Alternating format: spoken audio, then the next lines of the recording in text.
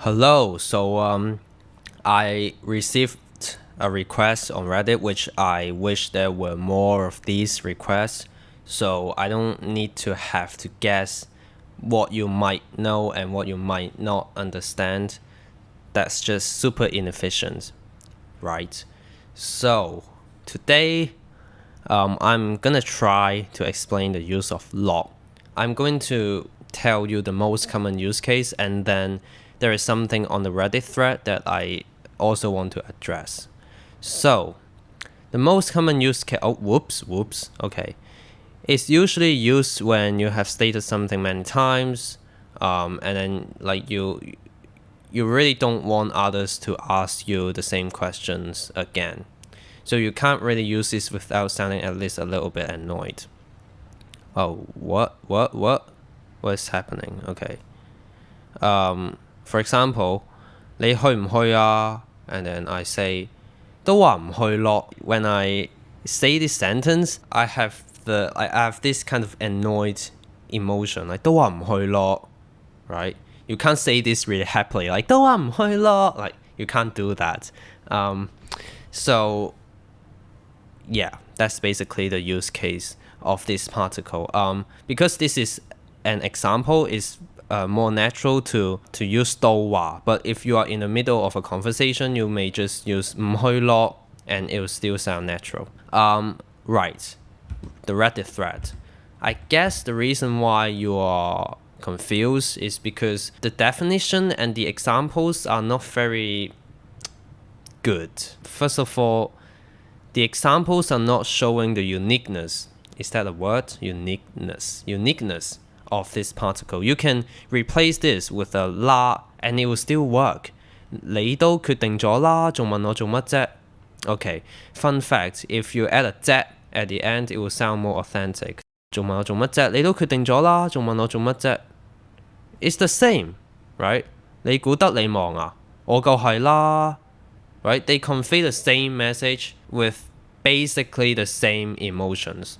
So yeah, I guess that's why you're confused. And then if you follow this definitive rule, you'll end up making a lot of mistakes, because like definitive means like definite, right?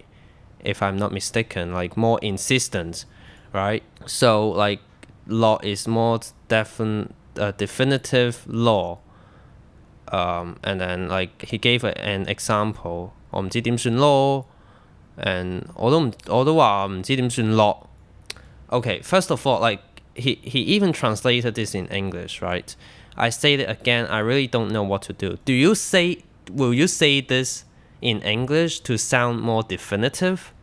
No, right? You'll just say, I'm sure, although it's a really weird sentence, but you'll say something like, I'm sure I really don't know what to do, or I'm very sure I don't know what to do, right? You won't say, I say it again, I really don't know what to do. You sound like you have a bad temper more than sounding definitive, right? Right. So if you won't say this in English, you won't say this in other languages as well.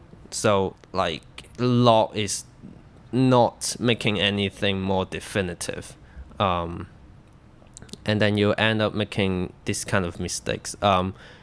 It's not a mistake to Malaysian Cantonese, but if you want to learn my version of Cantonese, then these are considered as mistakes, at least to me.